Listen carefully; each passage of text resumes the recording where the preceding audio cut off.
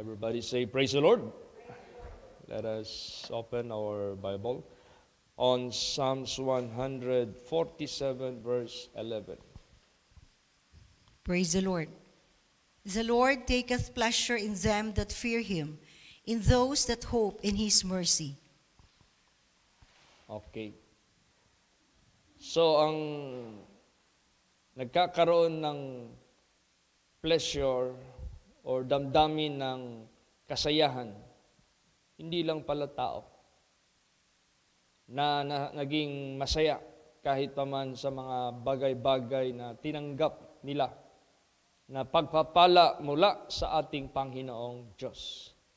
Ganon din pala ang Panginoong Diyos ay naliligaya sa mga tao na may takot sa Kanya at umaasa sa Kanyang mercy.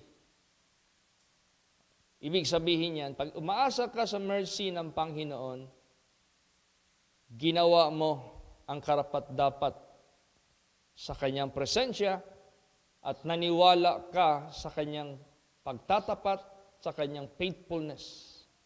So, damang-dama ng Diyos ang kaligayahan na nakikita niya pag yan ang nakikita niya sa buhay natin. Praise the Lord.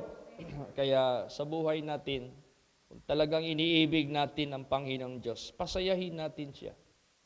Diba?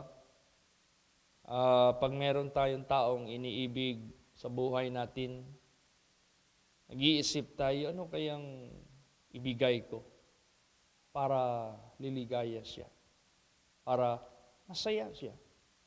So, ganoon din sa buhay natin. Ano kaya ang ipakita ko sa Panginoong Diyos na ikakaligaya niya? Dahil I love Him and I want to make Him happy in my life. So, what I should do? So, ang nakalagay dito, fear God. May takot ka sa Panginoon. Kung baga pa, in 1,000 of men who proclaim that they are good, how many of them that are really good?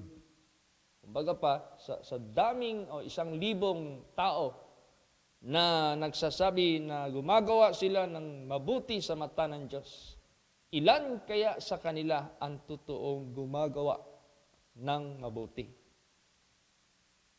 So, ibig sabihin yan, ang Diyos doon tumitingin sa totoo.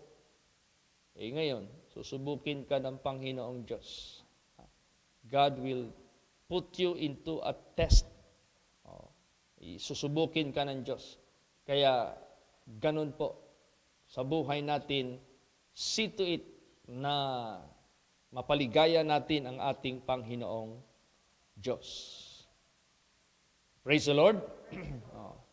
At saka, natatanaw ng Diyos at nakikita ng Diyos na ikinaliligaya niya na magkakaroon tayo ng success sa buhay at prosperity, promotion. Galing yan sa Diyos. Remember that. Promotion neither cometh from the east nor from the west, but God is the judge. He putting down another and He setteth up the other. So, masaya ang Diyos kung saan niya ibibigay ang promosyon. Kaya meron siyang kaligayahan na gawin ito sa kanyang mga anak. Basahin natin. Psalms 35, verse 27. Praise the Lord. Let them shout for joy and be glad that favor thy righteous cause. Yea, let them say continually, let the Lord be magnified, which hath pleasure in the prosperity of his servant. Yes. Let them shout for joy and be glad that favor my righteous cause. So, pag ikaw ay nanindigan for His righteousness sake, ay magsaya ka na. Magligaya ka na. Meron nang nakaabang sa iyo na prosperity. Naalala niyo si Jose na yung critical na tukso na nangyari sa buhay niya sa asawa ng kanyang master na si Mrs. Potiphar. Nagawa niya yung tinatawag na he favored his righteous cause. Kumbaga pa, alang-alang sa iyo, Panginoon, sa katuwiran mo, tatanggihan ko ito. Alang-alang sa iyong kautusan, Panginoon, tatakasan ko ito. Ang tuksong ito. Hindi ko ito bibilhin, hindi ko ito kakagatin, hindi ako mag-give in sa masamang gawa sa tuksong ito. So, for his righteous cause yan. Praise the Lord. Para yan sa kanyang katuwiran, ang Panginoong Diyos masaya. Dahil ibibigay niya yung prosperity ng kanyang mga lingkod. Kaya nga magligaya na kayo, magsaya na kayo na mga ni paninindigan for my righteous cause. Ni nakaabang na sa inyo na pagpapala. Yung prosperity na ibibigay ko sa inyo, hindi yan mabigay sa iba. Mismo yan, ikaw ang tatanggap niyan. O di ba anong nangyari kay Joseph? Sinubukan mo na siya ng Panginoong Diyos. Yun, kay Mrs. Potiphar. Tapos, ang judgment, reverse. Siya yung walang sala. Ang babae ang merong sala dahil siya yung may intensyon na masama. Binaliktad ng babae ang pangyayari. Siyempre yun ang paniwalaan ng husband. Nakulong si Jose. Nung nakulong si Jose, hindi pa rin siya nadismaya. Kasi kung nadismaya siya, nagwala na siya doon. Kung nadismaya siya, gumawa na siya ng kalukuhan doon sa loob. Nag-wild na siya. Iniwanan na niya, hinubad na niya ang righteousness ng Diyos. Ay hindi. Tuloy pa rin. Kaya naging siya doon, bastonero. Pag sinabing bastonero, pinagkatiwalaan ka ng warden sa kulungan na yan na kahit isa ka sa mga kinulong, pero nakita yung behavior mo na you can handle the situation of the people inside of that prison cell. Kasi meron kang katinoan, no? Meron kang sound mind, at nakikita yung behavior mo na okay, walang regret sa puso mo na mura ka bag nagbasol-basol sa sarili nimo, gibasol nimo ang Ginoo sa nahitabo, nga nagwala na ka. Hindi ganon. Tuloy pa rin si Jose. Hanggang na-interpret yung panaginip ng dalawa. Yung butler na restored after 3 days. Yung baker na execute, hang, na binitay after 3 days. Sabi niya sa butler, I suppose not to be here. God is the witness, so therefore, tell the king, if you are already restored to your former job. Sabihan mo siya. Nakalimutan siya. Wala. So, ganun pa rin si Jose. Even he was forgotten by his companion. And yet, he did not forget God to remember na magkaroon pa rin siya ng pagpakumbaba for his righteous cause. Anong nangyari? Na-remember ng butler when the king was already in trouble. Kasi yung panaginip niya, hindi nabigyan ng interpretation ng inaasahan niya sa kanyang kaharian. Yung mga magicians, yung mga astrologers, yung mga wise men niya. Hindi. Dahil sa galit niya, he decided to execute them all. But before that execution, yun na. Naalaala na ni butler ang kanyang experience. Sabi niya, O king, I and the baker was put into prison. Then we met a young Hebrew man, which interpreted both of our dreams. And it was accurate and perfect. It was done. Nangyari po. Ayun, nagka-interest yung hari. Pinatawag si Jose. Yun na pala yung journey niya. Yun na pala yung road to success niya. Pinatawag siya. So pagsabi ng hari sa kanya, can you interpret dream? Sabi niya, no. But it is God can interpret dream. So, hindi niya kinuha yung glory. Doon pa rin niya sa Diyos binigay yung glory. Yan ang gusto ng ating Panginoong Diyos. Do not claim the glory, but give the glory to God. So, yun. Nabigay ang panaginip, was interpreted perfectly, with all the satisfactory. Then the conclusion, the king must choose a man that can handle in the abundant 7 years so that he could handle also 7 years of famine.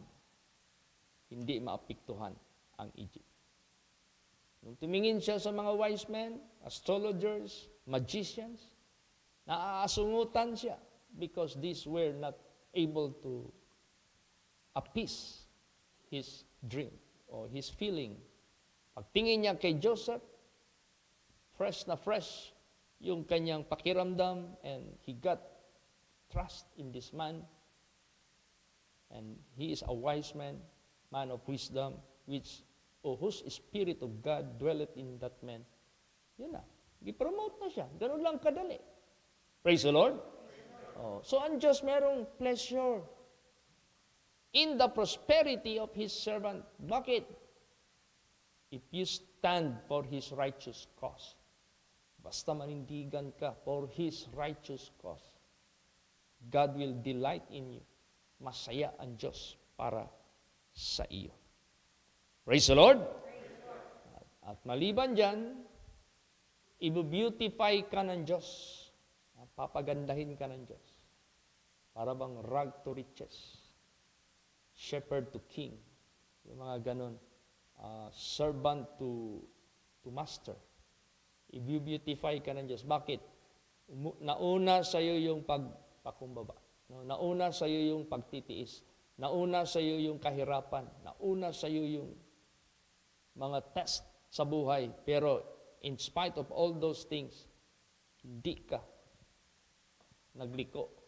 Hindi ka nagtalikod sa Diyos for His righteous cause. Nagpatuloy ka pa rin. So, God will beautify you. Praise the Lord. Basahin natin. Psalms 149 verse 4. Praise the Lord. For the Lord taketh pleasure in His people. He will beautify the meek with salvation. Yes. To beautify ka niya. Ano yung meek? Yung matiisin. Ano yung meek? Yung hindi nayayamot sa buhay. Hindi nagmumurmur. Hindi nagko-complain. You might be forgotten by someone. Never mind. Na-delayed yung pagdating sa yung bagay na ina-expect mo. Never mind. I will never complain against God.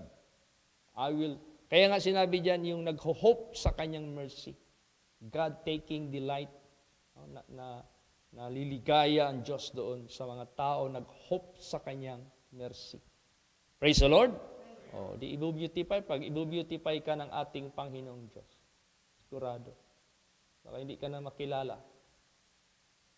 Katulad ng mga kapatid ni Jose, they never recognize Joseph because they always think that Joseph, ang akala nila, nasa aba na kalagayan. Yung pagdating na nila sa Egypt, they can no longer recognize because of the glory that is being in the personality of Joseph. And Joseph was worthy to be rendered with obeisance, to be rendered with all the respect of that place or country, which is Egypt. Yung pala, prime minister na siya. He is the highest of the land in terms of authority.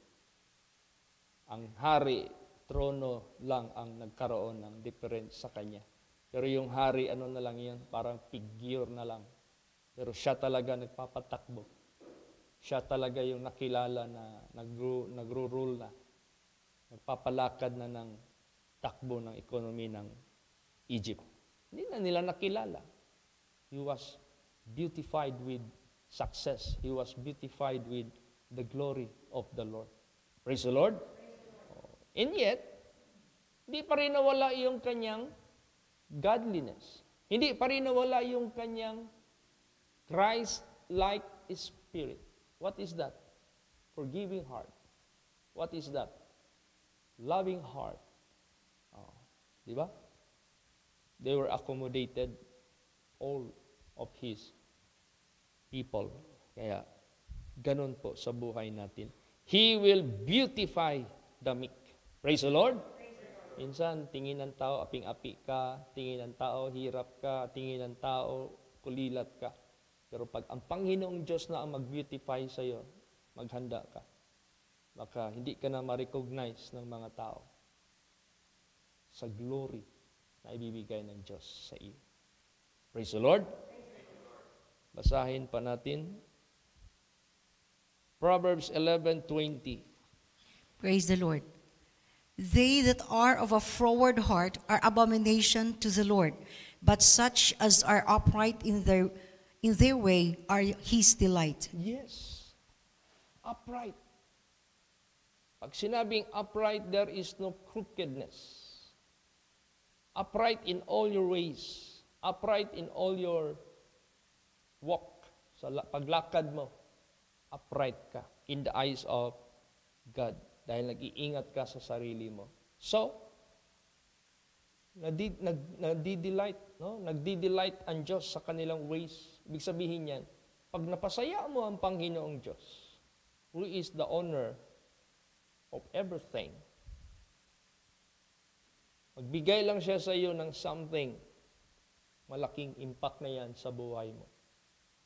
At lalot na higit yung kanyang pangako sa kanyang kaharian, He will never withhold any good thing to them that walk upright. Talagang tatanggapin mo yan. Talagang maangkin mo yan. Praise the Lord.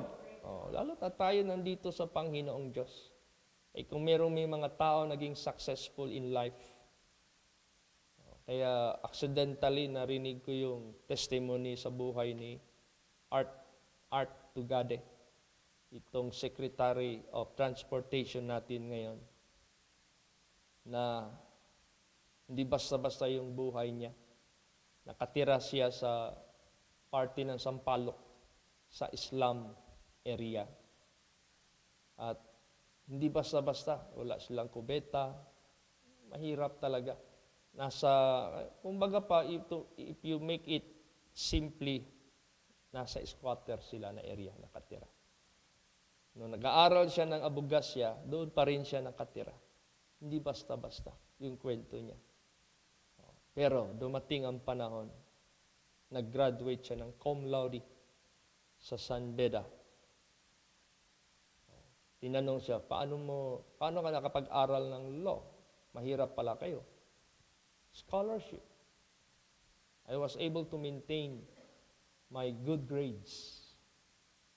Kasi walang dahilan na ginagawa ko pag mag-study ako at madilim sa gabi. That is not an excuse. Umaga ako nag-i-study. Sa hirap ng buhay namin, nagtutulong ako sa mga magulang ko. Hindi yan dahilan na ma-neglect ko yung aking edukasyon. I allocate enough time for my study. Hanggang nakatapos siya. Hanggang Malaki yung ano niya. Ang ine-expect niya lang na magkaroon ng bahay na may kubeta kahit saan. Hindi niya in-expect na doon siya ilagay sa Ayala, Alabang. Pag sinabing Ayala, Alabang, grabing mga mayaman dyan. Paano? Naging abogado siya. Na-hired siya sa isang company na malaki. Di, lahat kaya niyang bilhin. Kasi more than enough yung kanyang sweldo. Hindi basta-basta. Kung yan, dahil natuto siya paano maging masinop at masikap sa kanyang pag-aaral at hindi siya nadismaya sa kanyang kahirapan, ganun din po. Tayo, tinuturoan tayo mas higit pa. Dahil ang turo ng ating Panginoong Diyos, this will bring us to eternal glory, to eternal riches. Praise the Lord. At habang nandito tayo sa sanglibutang ito, magkakaroon niya ng reflection. God will prosper you also. Tutulungan ka ng ating Panginoong Diyos. Kaya, importante na may takot tayo sa Panginoong Diyos. Alam mo, tayo ng mga lalaki, pag ikaw ay ulitawo o single, hanapin mo yung babae, hindi lang yung kagandahan ng kanyang muka. Kundi tingnan mo yung ugali niya. Tingnan mo yung buhay niya, kung may takot ba siya sa Panginoong Diyos.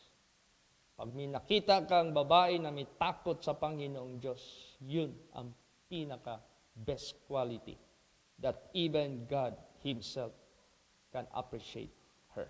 Praise the Lord. Basahin natin yan. Proverbs 31 verse 30. Praise the Lord. Favor is deceitful, and beauty is vain, but a woman that feareth the Lord, she shall be praised. Yan. Mapupuri talaga siya. Bakit? Hindi panglabas, kundi pangloob yung beauty na nariyan sa kanya. At madadala mo yan wherever you go, whatever you do, saan ka man pupunta, ano mang gagawin, basta may takot ka sa Panginoong Diyos. Kaya, ganun po, napaka-importante. Kaya, pasayahin natin ang Diyos. Let God delight in us. Let God rejoice over us. Ganda kasi na masaya ka rin pag masaya yung iniibig mo. Praise the Lord. Oh. Kaya let Him rejoice over you. Basahin natin. Zephaniah 3:17. Praise the Lord. The Lord thy God in the midst of thee is mighty. He will save, He will rejoice over thee with joy. He will rest in His love. He will joy over thee with singing. Tiyan mo, papaawit mo pa ang Panginoong Diyos sa kasayahan dyan sa buhay mo. Masaya ang Diyos. If you stand for His righteous cause. Masaya ang Diyos kung totoo kang mitakot dyan sa Kanya. Masaya ang Diyos pag ikaw ay umaasa sa Kanyang mercy. Kaya, ganun po ka-importante. So, pag mitakot ka sa Panginoong Diyos, yun ang hinahanap ng Diyos sa mga tao. Yan ang gusto niyang makita sa atin. Pag makita niya yan sa atin, naku, para mong pinautang ang Diyos na obligado siya magbigay sa iyo ng bayad.